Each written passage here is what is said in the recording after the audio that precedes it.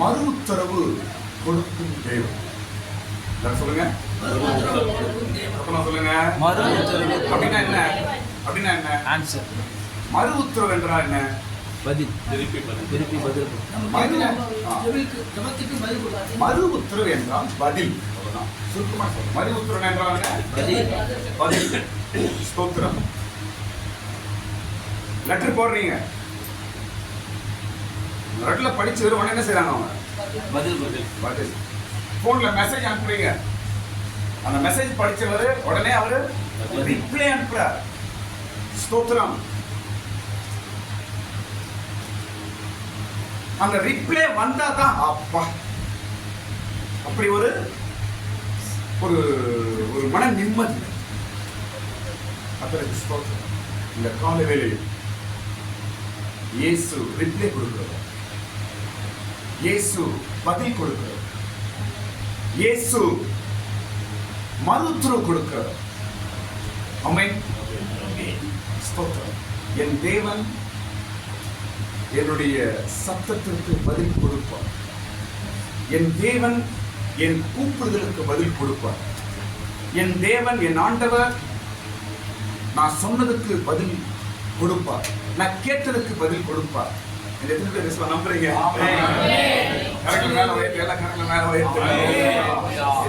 பதில் கொடுக்கிறார். கண்களை மூடுங்க. நீ கடவுளுக்கிட்ட என்ன சொல்லி இருக்க என்பது உனக்கும் கடவுள் தான் தெரியும், மற்றவங்க யாருக்கும் தெரியாது. நீ என்ன பேசுகிறாய் என்பது உனக்கும் கடவுளுக்கு தான் தெரியும், மற்றவங்க யாருக்கும் தெரியாது. ஆனாலும் நீ கேட்கிறதற்கு பதிலை கொடுக்க இயேசு வல்லமை உள்ள கடவுளாக இருக்கிறார், உண்மை உள்ளவராக இருக்கிறார். இந்த காதல வாங்கி இந்த காதல விடுறோம் பாரு, நம்ம மனுஷன் தான், ஆனால் கடவுள் அப்படி அல்ல, இயேசு அப்படி அல்ல. ஸ்தோத்திரம். பைபிள் ஒரு வார்த்தை இருக்கிறது, தன் இடத்தில் வந்தவர்களை ஒருவரையும் அவர் புறம்பே தள்ளினதில்லை, வெறுமையாய் அனுப்பினதில்லை. இந்த காலை வேளையிலும் கூட இயேசப்பாவின் பாதத்திற்கு வந்திருக்கிறாய். நீ வெறுமையாய் இங்கிருந்து போவதில்லை. ஒரு பதிலோடு தான் உன்னை அனுப்புவார், ஒரு தைரியத்தோடு தான் உன்னை அனுப்புவார், ஒரு மன நிறைவோடு தான் உன்னை அனுப்புவார். கர்த்தருக்கு ஸ்தோத்திரம். இப்போ கடவுள் மறு உத்தரவு பதில் கொடுக்கிறவர் என்று நாம் நம்ம பைபிள்ல படிக்கிறோம். கர்த்தருக்கு ஸ்தோத்திரம்.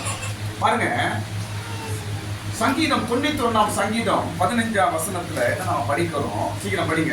அவன் என்னை நோக்கி கூப்பிடுவான், நான் அவனுக்கு மறு உத்தரவு அருளி செய்வேன். போதும். அவன் என்னை நோக்கி கூப்பிடுவான், நான் அவனுக்கு மறு உத்தரவு அருளி செய்வேன். நான் பதில் செய்வேன், பதில் சொல்லுவேன், பதில் கொடுப்பேன் என்று இந்த காலையில் கடவுள் பேசுறார். ஸ்தோத்திரம்.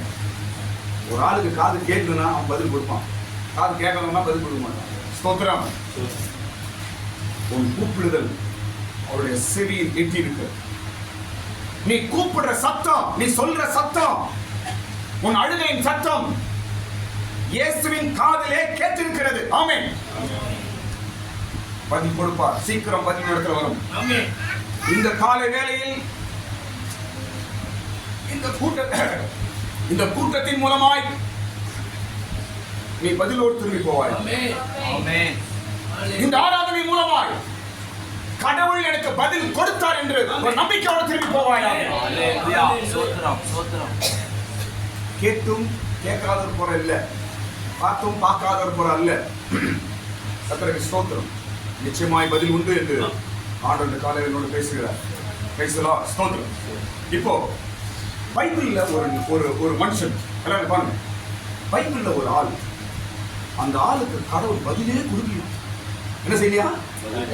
சொல்லுங்க. பதிலே கொடுக்கலங்க, பதிலே கொடுக்கவில்லை.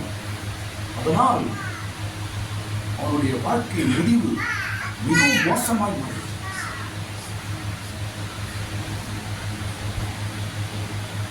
பேர் சவுல். சொல்லுங்க, சொல்லுங்க. பைபிள் வசனத்துக்கு கடவுள் அவனுக்கு பதிலே கொடுக்கவில்லை. படிக்கிறதுக்கு பயமா இருக்கு. ஸ்தோத்திரம். நம்ம யாரை நம்பி இருக்கிறோம்? கடவுள் தான் நம்பி இருக்கிறோம். எல்லா சூழ்நிலையும் அவர் தான் நம்பி இருக்கிறோம். அவரே நமக்கு பதில் கொடுக்கலாம். எப்படிங்க? கணவன் மனைவி வீட்டுல வாழ்றீங்க, மனைவி கணவனை ஆதாரப்பட்டு இருக்கிறார், கணவன் மனைவி தான் ஆதாரப்பட்டு வாழ்க்கை வாழ்ந்து கொண்டிருக்கிறது. இவங்க சொல்றதெல்லாம் இவங்க பதிலை கொடுக்கலாம். இவங்க நிலவரம் எப்படி? அவர் பேசுறதுக்கெல்லாம் இவங்க பதிலே கொடுக்கல, இவங்க பேசுறதுக்கெல்லாம் அவர் பதிலே கொடுக்கவில்லை என்றால் அது எப்படி இருக்கும்? அந்த நாள் அந்த வாழ்க்கை எப்படி யோசிச்சு பாருங்க. அது போலதான் கடவுள், நாம் நம்பி இருக்கிற கடவுள், நாம் நம்பி இருக்கிற ஆண்டவர், நம்ம கஷ்ட நஷ்டங்களை சொல்லுகிற ஆண்டவர் நமக்கு பதில் கொடுக்கவில்லை என்றால் நம்முடைய நிலவரம் மிகவும் கஷ்டமான நிலவரம். ஸ்தோத்திரம். இந்த சவுல் என்ற ஒரு மனிதனுக்கு கடவுள் பதிலே கொடுக்கவில்லை என்று பைபிள்ல போட்டிருக்கு. இதெல்லாம் படிக்க பார்ப்போம். ஸ்தோத்திரம். 1 சாமுவேல் 28ஆம் அதிகாரம் 6ஆம் வசனத்தில் சவுல் கர்த்தரிடத்திலே விசாரிக்கும் பொழுது 1 சாமுவேல் 28ஆம் அதிகாரம் 6ஆம் வசனத்தை நான் படிக்கிறேன். சவுல் கர்த்தரிடத்திலே விசாரிக்கும் பொழுது கர்த்தர் அவனுக்கு சொப்பனங்களிலாவது உரிமையிலாவது தீர்க்க தரிசனங்களாவது மறு உத்தரவு அருளவில்லை. என்ன செய்யா? அருளவில்லை. கடவுள் அவனுக்கு பதிலே கொடுக்கவில்லை, பதிலே வரவில்லை.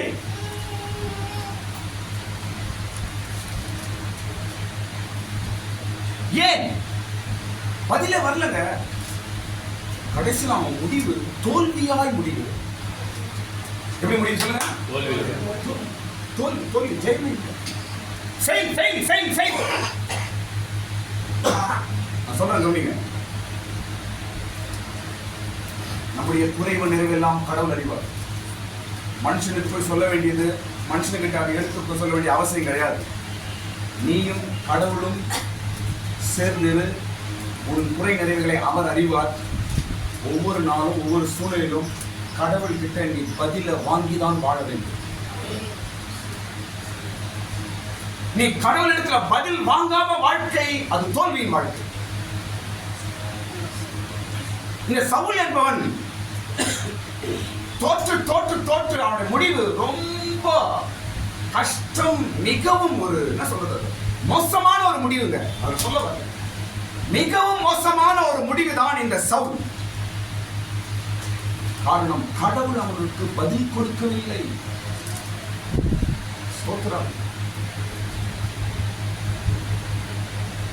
ஞாயிற்றுக்கிழமை நான் சர்ச்சைக்கு போறேன், கடவுள் என் கூட பேசணும் அப்படின்லாம் நிலைமையோடு நீங்க வரீங்களா சர்ச்சைக்கு? கைத்துக்கு கரங்க வைத்துங்க அப்படி நான் வரேன் அப்படின்னு சொல்லுங்க. இதான் உண்மை, இதான் சத்தியம். நான் சொல்ல கவனிங்க என்ன பாருங்க. வாரமெல்லாம் நம்ம கடவுள் கிட்ட பேசுறோம், ஞாயிற்றுக்கிழமை ஒரு நாள் கடவுள் நம்மோடு பேசுகிறார். திங்கட்கிழமை சனிக்கிழமை வரைக்கும் ஆண்டவரே சோத்திரம், ஆண்டவரே சோத்திரம், அந்த வேலை இந்த வேலை சோத்திரம், அல்லேலூயா சோத்திரம், ஏசப்பா இந்த பிரச்சனை அந்த பிரச்சனை, ஜெபங்கள் சூழ்நிலைகள் பாதைகள் முட்டி போட்டு ஜெபம் பண்ணலாம் கூட மனசுல சோத்திரம் சோத்திரம் ஏசப்பா அப்படி என்று திங்கட்கிழமை சனிக்கிழமை வரைக்கும் அதே நடந்து கொண்டே ஆண்டவர் ஆண்டவர் சொல்லிக்கொண்டே பேசிக்கொண்டே வருகிறோம். ஆனால் அந்த 6 நாளும் நம்முடைய ஜெபங்கள் எல்லாம் கேட்டு 7வது நாள் அவர் பேசுகிறார். அந்த நாள் தான் இந்த நாள். ஆமென். எதுக்கு ஞாயிற்றுக்கிழமை சர்ச்சைக்கு வரோம்? கடவுள் என்னோடு பேச வேண்டும். இந்த வாரத்துல பல கேள்வி நான் கேட்டேன், பல சூழ்நிலை நான் கடந்து வந்தேன், பல பாதையை நான் தாண்டி வந்தேன், பல கஷ்டங்களை நான் தாண்டி வந்தேன். இந்த நாள் ஆண்டவர் என்னோடு பேசுவாராக. இன்னைக்கு அப்பா ஏசப்பா என்னோட பேசுங்கப்பா என்ற ஒரு இதயத்தோடு தான் நீங்க வந்திருப்பீர்கள். கர்த்தருக்கு ஸ்தோத்திரம். உண்மையாகவே உனக்கு பதில் உண்டு என்று ஆண்டவர் சொல்லுகிறார். இந்த நாளிலே ஆண்டவர் உனக்கு பதிலை தருவாராக. எல்லா சத்தம் ஆமென் சொல்லுங்க, எல்லாரும் சொல்லுங்க ஆமென் சொல்லுங்க.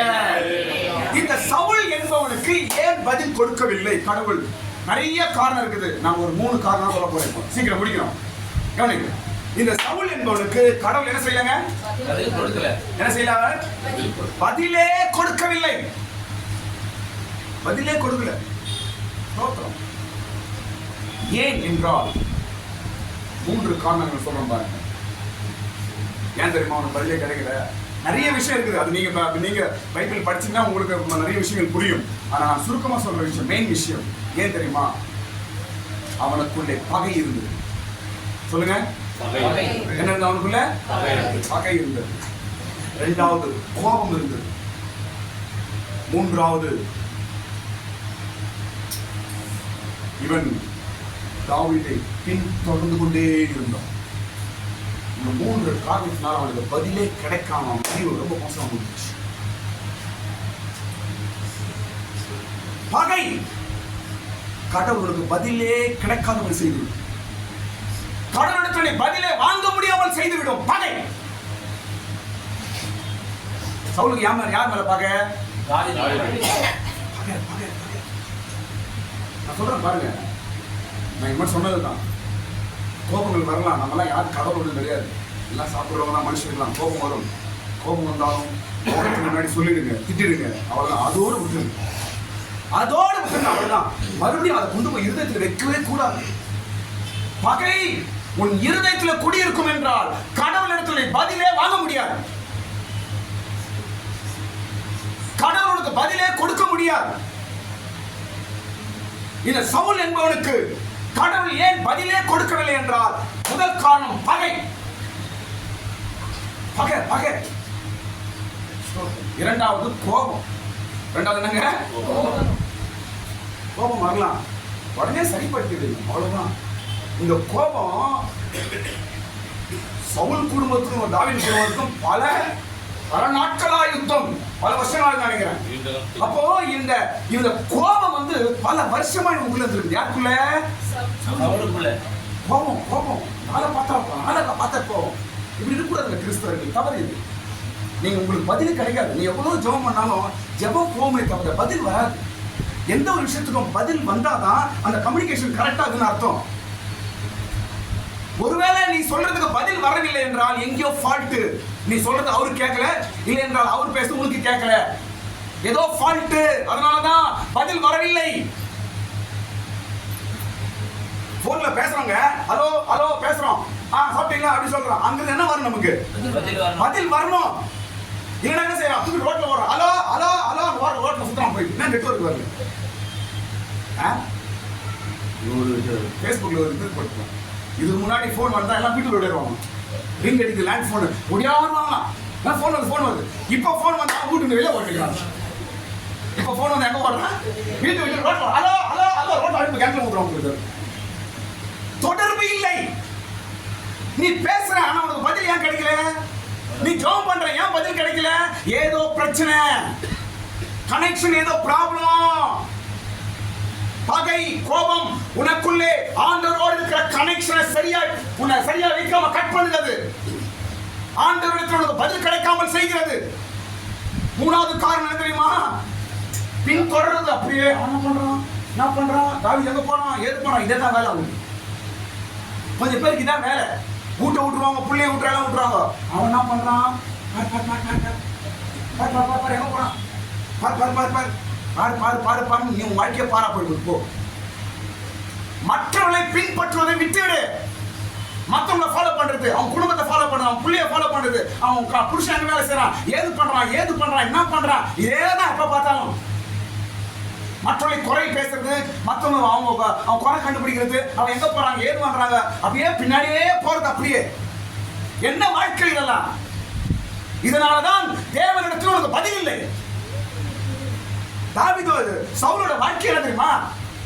ஐயோ, நீ தேடிய ஒரு ஆள் எவ்வளவு தெரியுமா? அவன் காட்டுல இருக்கிறான், அப்படியா உடனே ஓடுறான். எங்க ராஜ்யத்தை விட்டுட்டான், விட்டுட்டான், குடும்பத்தை விட்டான், ஓடுறான். எங்க அவன் பின் தொடர்றது பாருங்க. நான் சொல்றேன் பாருங்க, மற்றவர்களை பின்தொடர்வதை விட்டுவிடுங்க. ஃபர்ஸ்ட்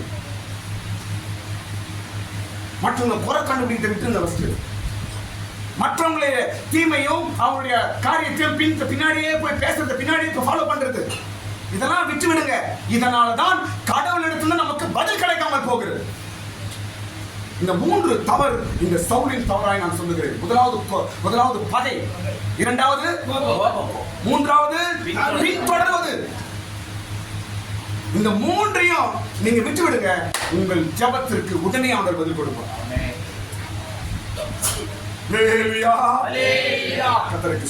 சரி, இப்போ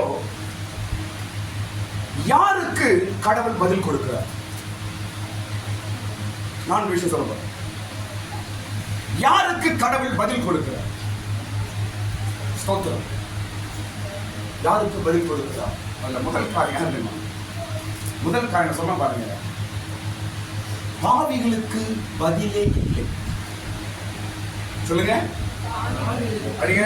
யோவான் சுவிசேஷம் 9ஆம் அதிகாரம் 21ஆம் வசனம். யோவான் சுவிசேஷம் 9:21 நாம் படிக்கும்போது பாவிகளுக்கு இப்பொழுது இவன் பார்வையடைந்த வகை இல்லப்பா, யோவான் சுவிசேஷம் 9:21. அதான் யோவான் சுவிசேஷம் பாவிகளுக்கு தேவன் செவி கொடுக்கறதில்லை என்று அறிந்திருக்கிறோம். ஓகே ஓகே, அதான் யாருக்கு சொல்ற பதில் கொடுக்கிறது இல்லையா கடவுள்? பாவிகளுக்கு தேவன் செவி கொடுக்கிறதில்லை அப்படின்னு என்ன அர்த்தம்? பாவிகளுக்கு கடவுள் என்ன கொடுக்க மாட்டாராம்? செவி கொடுப்பதில்லைன்னு அர்த்தம் என்னங்க? பதில் கொடுப்பதில்லை. இல்ல எல்லாத்தையும் பண்றது கடவுளே அப்படின்னா உடனே பதில் கொடுப்பாரு. அவரு கொடுக்க மாட்டார். பாவி என்றால் யாரு? கெட்ட வாழ்க்கை, கெட்ட பேச்சு, கெட்ட பழக்க வழக்கங்கள், துன்மார்க்கம், மோசம், எல்லா துஷ்ட வாழ்க்கையில ஒருத்தன் வாழ்ந்து கொண்டு இருக்கிறான்னு வச்சுக்கோங்க. அவங்களுக்கு நல்லதனமே இல்லை, ஒரு கெட்டவனா வாழ்கிறான் என்றால் அவனுக்கு எப்படி கடவுள் பதில் கொடுக்க முடியும்? அவனுக்கு பதில் இல்லை. ஸ்தோத்திரம். பைபிள் சொல்லுது பாவிகளுக்கு கடவுள் பதில் கொடுக்க மாட்டான். ஸ்தோத்திரம். நீ பாவத்து குறைகளை விட்டு விட்டு நான் விட்டுட்டப்பா, எஸ் அப்பா என்னோட பேசுப்பா என்று உடனே பேசுவான். ஆமென். யாருக்கு பதில் கொடுக்கிறார் கடவுள்? பாவிகளுக்கு பதில் கிடையாது என்று நாம் பார்க்கிறோம். 3 விஷயம் சொல்றோம் பாருங்க. யாருக்கு பதில் கொடுக்கிறார் கடவுள் என்றால், முதலாவது கண்ணீர் விட்டு ஜெபிக்கிறவர்களுக்கு பதில் கொடுக்கிறார். சொல்லுங்க. கண்ணீர் விட்டு ஜெபிக்கிறவர்களுக்கு. கண்ணீரின் ஜெபம் கடவுளிடத்துல பதில் கொண்டு வரும். நான் சொல்றேன் பாருங்க. முக்கியமா சகோதரிமார்கள், சிஸ்டர்ஸ், உங்கள் வீட்டை கட்டுகிறவர்கள், குடும்பத்தை கட்டுகிறவர்கள் நீங்கள் தான். உங்களுடைய ஜெபம் கண்ணீரின் ஜெபமா இருக்குமே என்றால் உங்கள் குடும்பம் கட்டப்படும். உன் ஜெபம் கண்ணீரின் ஜெபமா இருக்கும் என்றால் உன் குடும்பத்தை ஆண்டவர் தூக்கி நிறுத்துவார். முக்கியமா ஸ்திரீகளுக்கு நான் சொல்லுகிறேன், நீங்கள் அதிகமாய் கண்ணீர் விட்டு ஜெபிக்கிறவளா இருக்க வேண்டும். கண்ணீரின் ஜெபம் பதில் கொடுக்கும். இப்ப இன்னைக்கு ஒரு சங்கீதம் படிச்சாங்க, அது வசனம் இருக்குது. உன் கண்ணீர்கள் எல்லாம் ஒரு துருத்தியிலே, கண்ணீர்கள் எல்லாம் துருத்தியில வைக்கப்பட்டிருக்கிறான். எதுக்கு?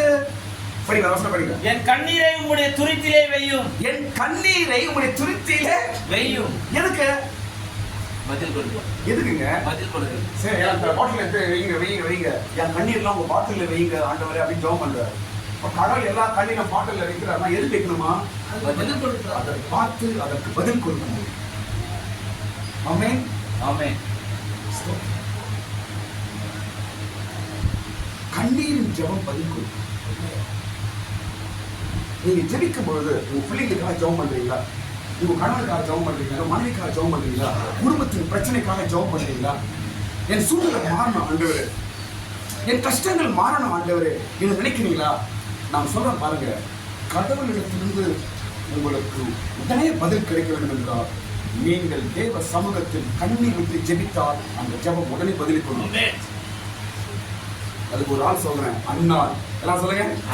அண்ணாள் எப்படி ஜெபம் பண்ணாவ? நான் இருதயத்தை ஊற்றி அப்படின்னு கண்ணீரை ஊற்றி என்றுதான் அர்த்தம். கண்ணீரை ஊற்றி இருதயத்தை ஊற்றி ஜெபித்தால், மனம் கசந்து ஜெபிக்க ஸ்தோத்திரம், உடனே பதில் கிடைக்கும்.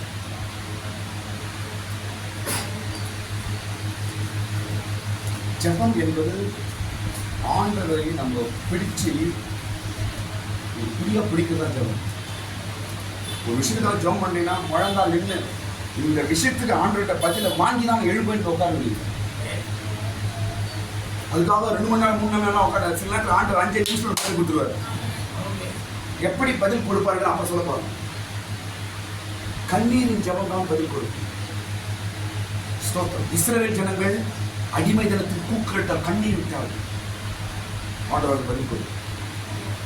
பைபிள் நிறைய பார்க்கலாம். அதனால் நான் சொல்றேன் பாருங்க, அதிகமான காரியங்களுக்காக நீங்க கண்ணீர் விட்டு ஜெபம் பண்ணுங்க. இயேசு சாமியே எனக்கு யாரும் இல்லை, இயேசு சாமியே எனக்கு யாரும் இல்லை, எனக்கு உதவி செய்ய யாரும் இல்லை, எனக்கு வழி தெரியல, நீங்க தான்பா எனக்கு என்ற ஒரு வார்த்தை சொல்லி ஒரு சொட்டு கண்ணீர் விடு, அடுத்த நிமிஷம் உனக்கு பதிலோடு கூட உன் காரியங்களை ஆண்டு ஜெயமாய் மாற்றுவானே. கண்ணீருக்கு பதில் உண்டு, கண்ணீருக்கு வல்லமை உண்டு.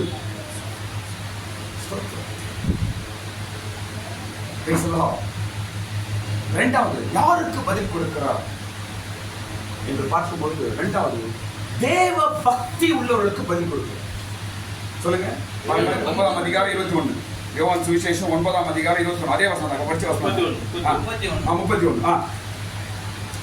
ஒருவன் தேவ பக்தி உள்ளவனாய் இருந்து அவனுக்கு சித்தமானதை செய்தால் அவனுக்கு செவி கொடுப்பார். தேவ பக்தி உள்ளவனுக்கு பதில் ஆண்டவர் பதில் கொடுக்கிறார். பக்தி பக்தி உள்ளவனுக்கு பதில் கொடுக்கிறார் கடவுள். ஸ்தோத்திரம். பதில் மிக முக்கியம். பக்தி பக்தி என்ன? ஜெபம் பண்றது, பைபிள் படிக்கிறது, கெட்ட வழிகளை விட்டு விடுவது, இதுதான் பக்திக்கு அடையாளம். பக்தி உள்ளவர்களுக்கு பதில் கொடுக்கிறார். ஸ்தோத்திரம். எல்லாரும் ஆமென் சொல்லுங்க. ஆமென் சொல்வது பக்தியின் அடையாளம். ஸ்தோத்திரம். ஸ்தோத்திரம் என்பது பக்தியின் அடையாளம். கெட்ட காரியங்களை விட்டு விடுவது பக்தியின் அடையாளம். குடும்பத்தில் வீட்டில் ஜெபம் பண்ணுவது பக்தியின் அடையாளம். பைபிள் படிப்பது பக்தியின் அடையாளம். மற்றவர்களை நேசிப்பது பக்தியின் அடையாளம். தீமையை விட்டு விலகி ஓடுவது பக்தியின் அடையாளம். ஸ்தோத்திரம். பக்தி உள்ளவர்களுக்கு பதில் கொடுக்கிறார் கடவுள். ஸ்தோத்திரம். அடுத்து இன்னொரு காரியம் சொல்றோம் பாருங்க. இன்னொரு காரியம் யாருக்கு பதில் கொடுக்கிறார்? அதே வசனத்தில் அடுத்த லைன், தேவனை சித்தம் செய்கிறவர்களுக்கு பதில் கொடுக்கிறார். அடுத்த லைன் படிங்க. அவருக்கு சித்தமானதை செய்தால், அவருக்கு சித்தமானதை செய்கிறவர்களுக்கு அவர் செவி கொடுப்பார். பதில் கொடுக்கிறார். சித்தமானது அப்படின்னா என்ன? நம்முடைய சித்தம் ஒண்ணு இல்லை, கடவுளுக்கு சித்தமானதை நீ செய்யும் போது உனக்கு பதில் கிடைக்கும். ஏன் பதில் சில வேலை கிடைக்கிறது இல்லைன்னா, நீ கடவுளுக்கு சித்தம் இல்லாத செய்து கொண்டிருக்கிறா என்பதுதான் பதில் இல்லை. ஆண்டவரே, இது உனக்கு இஷ்டமா? நான் போறது உனக்கு இஷ்டமா? நான் நடக்கிறது உனக்கு இஷ்டமா? இந்த காரியம் செய்து உனக்கு இஷ்டமா? இது நான் பேசுவது உனக்கு இஷ்டமா?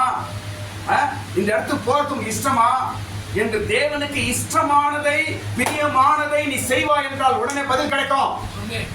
சில வேளையில கடவுளுக்கு இஷ்டம் இல்லாத செய்கிறோம், இஷ்டம் இல்லாத பேசுறோம், இஷ்டம் இல்லாத இடத்துல நடக்கிறோம், இஷ்டம் இல்லாத இடத்துக்கு போறோம், இஷ்டம் இல்லாத மனுஷனோடு சேர்றோம். ஸ்தோத்திரம். கடவுளுக்கு இஷ்டமானதை நீங்கள் செய்வீர்கள் என்றால் உங்களுக்கு பதில் நிச்சயம். ஆமென் சொல்லுங்க எல்லாரும். ஹல்லேலூயா. இப்போ அடுத்தது, எப்படி எல்லாம் கடவுள் பதில் கொடுக்கிறார் என்று ஒரு 5 விஷயம் நான் சொல்லி முடிக்க போறேன். எப்படி எல்லாம் கடவுள் பதில் கொடுக்கிறார்? பல வழிகளில் பதில் கொடுக்கிறார் தெரியும். இப்போ காலையில அன்னைக்கு சர்ச்சை வரும்போது பிரசங்கத்தின் மூலமாய் நமக்கு ஆண்டவர் பதில் கொடுக்கிறார். பைபிள் படிக்கிறோம், அதன் மூலமாய் பதில் கொடுக்கிறார். இதெல்லாம் சில விஷயங்கள் நாம் தெரிஞ்ச விஷயங்கள் தான். ஸ்தோத்திரம். ஆனால் நான் ஒரு 5 விஷயம் சொல்ல போறேன். கடவுள் 5 விஷய வழிகளில் நமக்கு பதில் கொடுக்கிறார். ஸ்தோத்திரம். முதலாவது, நம்பர் 1, எப்படி கடவுள் நமக்கு பதில் கொடுக்கிறார்? ஜெபம், கண்ணீர், விண்ணப்பங்கள், எப்படி கடவுள் நமக்கு பதில் கொடுக்கிறார் என்பதற்கு முதல் காரியம் சொல்றேன் பாருங்க. நம்பர் 1, முதலாவது தெரியுமா? சமாதானத்தின் மூலமாய் நமக்கு பதில் கொடுக்கிறார். ஆமென் சொல்லுங்க. அண்ணால் கண்ணீர் விட்டு ஜெபம் பண்றா. ஜெபம் பண்ணி முடிஞ்ச உடனே மறுபடியுமாய் அவள் துக்கப்படவில்லை. அதோடு போனதான் மறுபடியும் துக்கமே இல்லை, சமாதானத்தோடு போகிறார். அங்கு அதே சமயத்துல ஏலி ஒரு வார்த்தை சொல்றான், நீ என்ன எப்படி போனி? நீ சமாதானத்தோடு போ, கர்த்தர் உன் வேண்டுதலை நிறைவேற்றுவார் என்று சொல்றார். ஸ்தோத்திரம். பாருங்க, ஒரு காரியத்துக்காக நீங்க ஜெபம் பண்றீங்க என்றால் கடவுள் பதில் கொடுத்துட்டாரு என்பதற்கு அடையாளம் என்னவென்றால், உங்களுக்கு சமாதானத்தோடு ஜெபத்தில் ஈடுபட்டு போய் சமாதானமாய் அந்த காரியத்தில் நீங்க செய்வீங்க, சமாதானமாய் வீட்டில் இருப்பீங்க, சமாதானமா வெளியே போவீங்க, சமாதானமாய் அந்த வேலையை கை வைப்பீங்க, சமாதானமாய் நீங்கள் இருக்கிறீர்கள் என்றால் உங்கள் ஜெபம் பதில் கொடுக்கப்பட்டது என்று அர்த்தம். ஒரு விஷயத்துக்காக ஜெபம் பண்றீங்க, ஒரு அரை மணி நேரம் ஜெபம் பண்றேன் ஒரு விஷயத்துக்காக. ஜெபிக்க நமக்குள்ள ஒரு பெரிய சமாதானம் ஹிருதயத்தில் நிரம்பும். அப்படியே சமாதானம் நிரம்பிடும். நம்ம சொல்லி ஜெபம் பண்றோம் பாருங்க, அந்த காரியத்துக்காக மறுபடியும் ஜெபிக்க வேண்டாம் என்ற ஒரு எண்ணம் வரும். இதெல்லாம் சமாதானமா நிரம்பும். அப்படி என்றால் அர்த்தம் என்னவென்றால் உன் ஜெபத்துக்கு பதில் வந்து விட்டது என்றார். உன் பிள்ளைக்காக ஜெபம் பண்றீங்க, ஒரு பிரச்சனைக்காக ஜெபம் பண்றீங்க. இது வரைக்கும் அந்த பிரச்சனை ஒரு போராட்டமா இருந்துச்சு, அதுக்காக ஜெபம் பண்றீங்க. ஜெபம் பண்ண பிற்பாடு அந்த பிரச்சனை இருக்கிற போராட்டம் தெரியல, ஆனா சமாதானமா ஆயிடுச்சு. அப்படியே அந்த பிரச்சனையை குறித்து என்ன உண்டாகுது இருதயத்துல? இப்போ சமாதானம் உண்டாயிடுச்சு. அப்படி என்றால் அர்த்தம் என்ன? உங்களுக்கு பதில் கிடைத்து விட்டது என்று அர்த்தம். சமாதானத்தை கொடுத்து ஆண்டவர் பதில் செய்கிறார். சொல்றோம் பாருங்க, இந்த ஆராதனை முடித்து நீங்கள் திரும்பி போகும்போது தேவ சமாதானத்தோடு உங்க வீட்டுக்கு போவீர்கள் என்றால் உண்மையாக தேவன் ஜெபத்துக்கு பதில் கொடுத்து அனுப்பியிருக்கிறார் என்றார். ஒரு தேவ சமாதானம் உங்களோடு கூட வருவதாக, ஒரு தேவ சமாதானம் உங்களுக்கு முன்பாய் போவதாக, ஒரு தேவ சமாதானம் உங்க வீடுகளிலே நிரம்புவதாக. சமாதானம் உங்க வீட்டுல இருக்குதுன்னா உங்க ஜபத்துக்கு எல்லாம் ஆண்டவர் பதில் கொடுக்கிறாரு என்று அர்த்தம். உன் வீட்டுல நீ சமாதானமா இருக்கிறாய் என்றால் உன் ஜபம் கேட்கப்பட்டது என்று அர்த்தம்.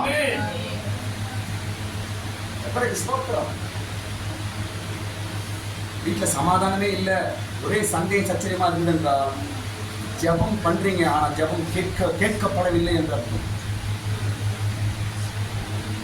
தேவன் நீ செய்யற ஜபத்துக்கு பதில் கொடுக்கிறார் என்றால் வீடு சமாதானத்தினால் இருக்கும். என் ஜபம் கேட்கப்பட்டது. ஜபம் பெரிய ஜபமா சின்ன ஜபமா அது அப்பாற்பட்ட விஷயம். ஒரு 5 நிமிஷம் ஜபமா இருக்கட்டும், ஜபம் கேட்கப்படுகிறது என்றால் உன் வீட்டுல உனக்கும் மனைவி குடும்பம் கணவனுக்கும் பெரிய சமாதானம் ஆளுகை செய்யும் உங்க வீட்டுல. என்றால் நம்முடைய ஜபங்கள் எல்லாம் கேட்கப்பட்டு பதில் ஆண்டவர் தந்து கொண்டிருக்கிறார். ஜபங்கள் கேட்கப்படுகிறது, அதனால்தான் சமாதானமா இருக்கு. இரண்டாவது காரியம், ஆண்டவர் எப்படி நமக்கு பதில் கொடுக்கிறார்? எப்படி பதில் கொடுக்கிறார் என்றால் இரண்டாவது விஷயம், அக்கினியினால் பதில் கொடுக்கிறார். எல்லாரும் சொல்லுங்க, சொல்லுங்க. எங்க படிக்கிறோம்? எலியாவின் காலம். எலியா பரலோகத்தில் அக்கினி அனுப்பும்படி ஜெபம் பண்றாரு. அப்போ அக்கினியை அனுப்பி ஆண்டவர் பதில் கொடுக்கிறார். அக்கினியை அனுப்பி ஆண்டவர் பதில் கொடு. எங்க படிக்கிறோம்? 1 ராஜாக்கள் 18:24. 1 ராஜாக்கள் 18:24 வீட்டுல படிச்சு பாருங்க. அக்கினியின் மூலமாய் மறு உத்தரம் கொடுப்பவரே தேவன். நான் சுருக்கமா சொல்றேன்.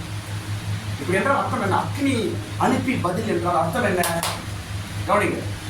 அக்கினியை அனுப்பி பதில் கொடுப்பது என்றால் அர்த்தம் என்ன என்றால், ஆண்டவரை ஆராதிக்கும் பொழுது, நாம் ஜெபிக்கும் பொழுது, ஜெபித்து விட்ட பிற்பாடு நம் மேல ஒரு அபிஷேகம் இறங்கும். அது ஒரு பதிலுக்கு அடையாளமா இருக்கு.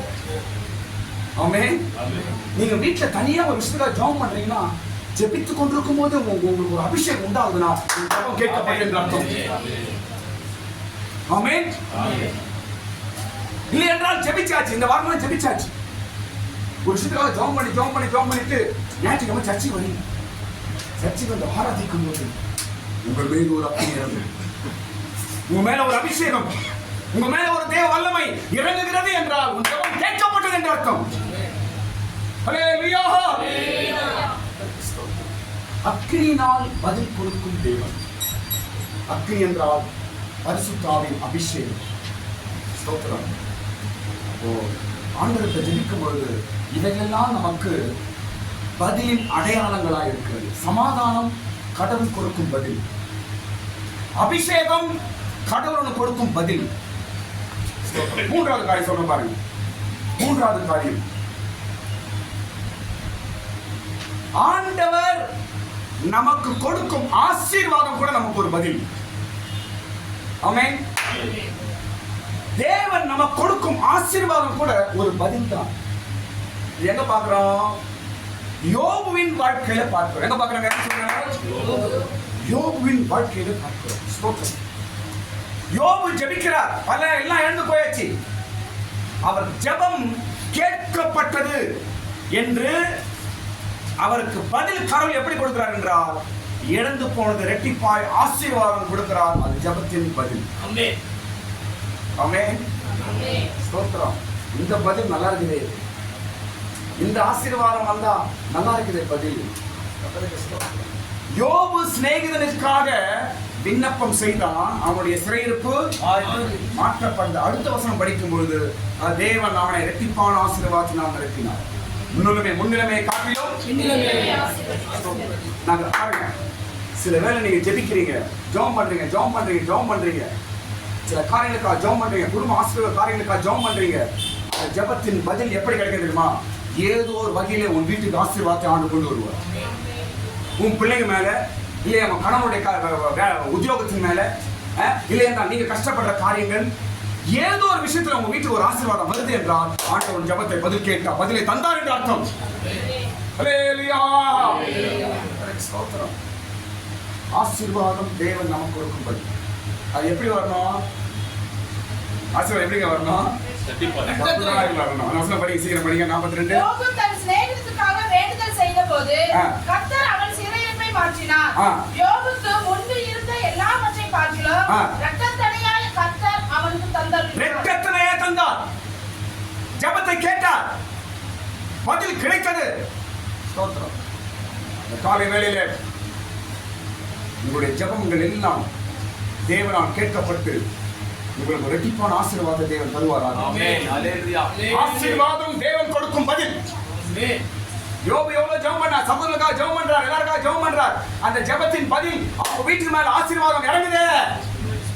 பிள்ளைங்க ஆசீர்வதிக்கப்படுறாங்க, குடும்ப தேவைகள் சந்திக்கப்படுறது. ஸ்தோத்திரம். இழந்து போனலாம் டபுள் டபுளா வருது. ஹல்லேலூயா. ஹல்லேலூயா. பதில் கொடுக்கும் தேவன், மறு உத்தரவு கொடுக்கும் தேவன்.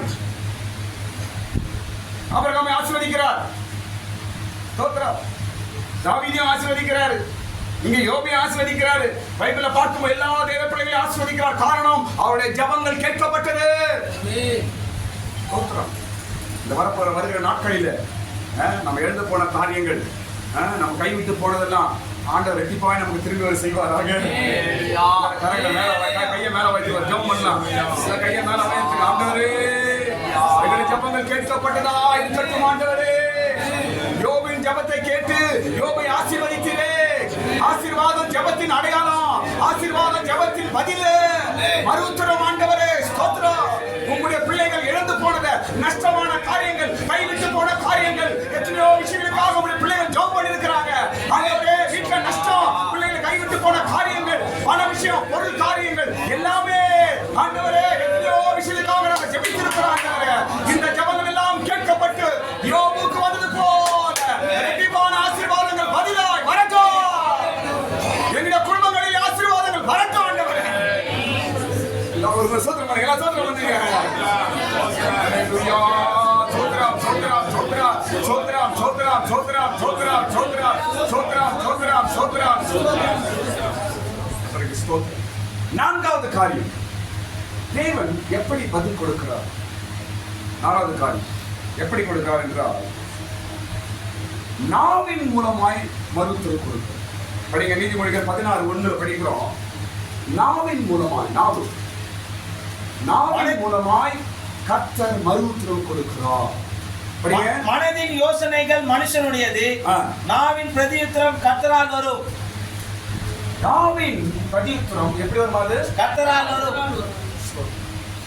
நம்ம ஜெபம் பண்றோம் சில விஷயங்களுக்கு, சில காரியங்களுக்கு ஜெபம் பண்றோம். ஸ்தோத்திரம். பல வழிகள் ஆண்டவர் பதில் கொடுக்கிறார். அதுல ஒரு வழி என்னன்னா, ஸ்தோத்திரம், நீங்க யார்கிட்டயாவது பேசி கொண்டிருப்பீங்க, சபை விசுவாசி,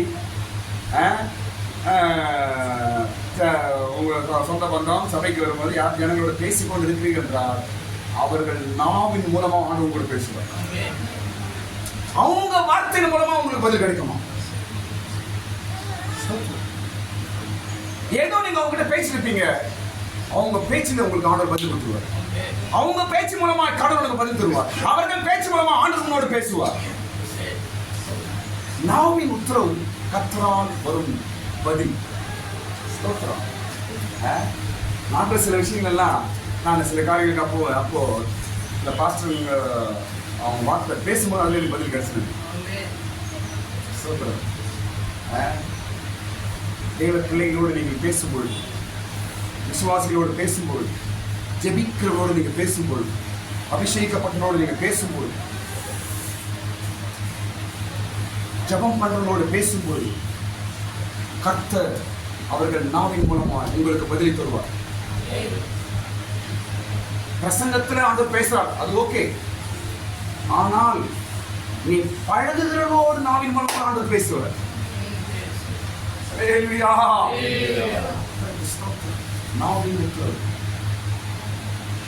அவங்க ஏதோ பேசுறது வருவாங்க, ஆனா உங்களை பார்த்து உங்ககிட்ட பேசும்பொழுது அவங்க அறியாமல் ஏதோ தேவ வார்த்தை அவங்க மூலமா அவங்களுக்கு கிடைக்கும். ஏதோ ஒரு விஷயத்துக்காக மரியாளும் எலிசபெத் சந்திக்கிறாங்க. பைபிள் மரியாளும் எலிசபெத்தை சந்திக்கிறாங்க. அங்க போன உடனே எலிசபெத் வாயை திறந்தா எல்லாமே தீர்க்க தரிசனமா ஆயிடுச்சு. இவளுக்கு மரியாதை எலிசபெத் பேசுறது எல்லாமே தீர்க்க தரிசனமாய் மாறிவிட்டது. யாருக்கு? அதனால சொல்றேன், நீ பழகுகிற ஆள், நீ பேசுகிற ஆள், தேவ பிள்ளைகளோடு ஜெபிக்கிறவர்களோடு நீ கனெக்ஷன் இருப்பா என்றால் உண்மையாகவே ஒரு எல்லா ஜபங்களுக்கும் பதிலை உண்டாக்குவாங்க.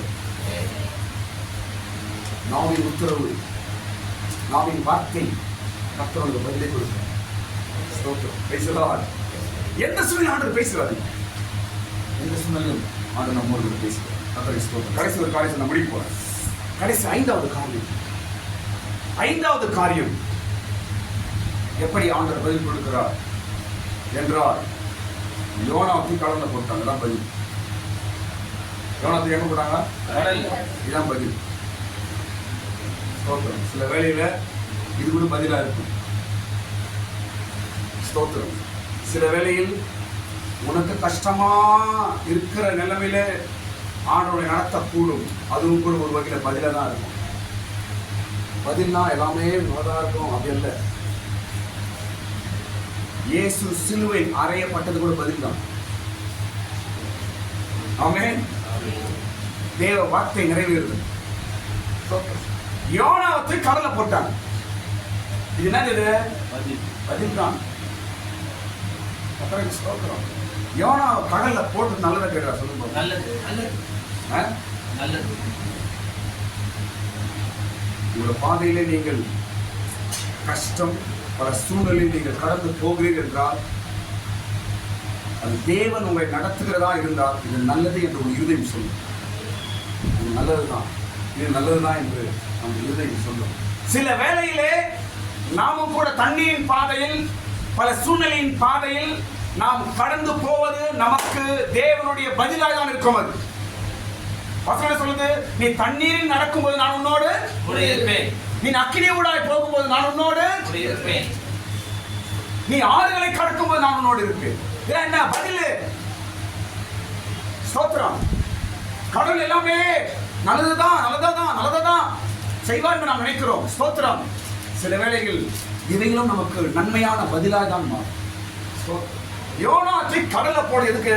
அவனை தப்பிச்சு வெளியே கொண்டு மறுபடியும் அவனுக்கு ஊழியம் கொடுத்து நடத்த வேண்டும் என்பதுதான் பதிலாக இருந்தது. இது யாரோட பதில்ங்கிறது? யோனாவை கடல்ல போடுறது யாரோட பதில்? யாரோட ஜபத்தின் பதில் அது? அந்த படல இருந்தாங்க பாருங்க, அவங்க ஜபத்தின் பதில். படகுல இருந்தாங்க பாருங்க, அவங்க என்ன பண்ணாங்க? கடல் கொந்தளிக்குது, அந்த மாலுமி அந்த படகுல பிரயாணம் பண்ணா என்ன பண்ணாங்க? எல்லாரும் ஜெபம் பண்ணாங்க. ஐயா, இந்த கடல் கொந்தளிப்பை நிறுத்துங்கப்பா ஜெபம் பண்றாங்க. பதில் என்ன? யோனாவுக்கு உள்ள போடு. அதான் பதில். ஸ்தோத்திரம். சில வேளையில் ஆண்டவர் இப்படியும் சில பதில்களை உண்டாக்குவார். நம்ம கஷ்டமா இருக்கும், ஆனால் நேரம் வரும்போது புரியும் இது ஆண்டவர் செய்த காரியம். உனக்கு கஷ்டமா இருக்கும், ஆனா நேரம் வரும்போது புரியும் தேவன் செய்த காரியம். ஸ்தோத்திரம். சில வேளை நாம் ஜெபிக்கிறோம், யாரையோ வச்சு கடவுள போறார் ஆண்டவர், யாரையோ ஆண்டவர் நம்மளுக்கு பிரிக்கிறார், யாரையோ நம்மளுக்கு தூரப்படுத்துகிறார், ஏதோ ஒரு காரியங்கள். ஆனால் எல்லாம் தேவனுடைய பதில் தான் நமக்கு. அல்லேலூயா. இதோ நான் முடிக்கிறேன். 5 காரியம். முதல் காரியம் என்ன சொல்லுங்க? எப்படி பதில் கொடுக்கிறார் ஆண்டவர்? சமாதானத்தை கொடுத்து பதில் கொடுக்கிறார் ஆண்டவர். இரண்டாவது அக்கினியை அனுப்பி பதிலை கொடுக்கிறார். மூன்றாவது ஆசீர்வாதத்தை அனுப்பி ஆண்டவர் பதில் கொடுக்கிறார். நான்காவது ஆவியின் மூலமாய் நாவின் உத்தரவு. ஸ்தோத்திரம். நாவின் வார்த்தை. நீங்க ஜாம் பண்ணிட்டு ஏதோ விஷயமா வெளியே போய் யார்கிட்ட பேசலாம் போறீங்க, அவங்க மூலமா ஆண்டவர் பேசுறாரு. அடாடாடா, இப்பதான் ஜாம் பண்ணிட்டு வந்தேன் அப்படியே அவங்க பேசுறாங்களே. கடவுள் ஜெபத்தை கேட்டார். அந்த படிகளில் ஆண்டவர் பதிலை கொடுக்கிறார். 5வது காரியம், யோனாவை சமுத்திரத்தில் போடுற கூட ஜெபத்தின் பதில் தான். நீங்களும் நமக்கு உண்டாகும். அப்புறம் ஸ்தோத்திரம். விதமாய் தேவன் நமக்கு பதில் கொடுக்கும் தேவன் நம்ம மத்தியில் இருக்கிறார். அதுக்காக எல்லாம் ஸ்தோத்திரம் பண்ணுவோம். ஸ்தோத்திரம், ஸ்தோத்திரம், ஸ்தோத்திரம், ஸ்தோத்திரம், ஸ்தோத்திரம், ஸ்தோத்திரம், ஸ்தோத்திரம், ஸ்தோத்திரம், ஸ்தோத்திரம், ஸ்தோத்திரம். Praise the Lord. ஸ்தோத்திரம், ஸ்தோத்திரம், ஸ்தோத்திரம், ஸ்தோத்திரம்.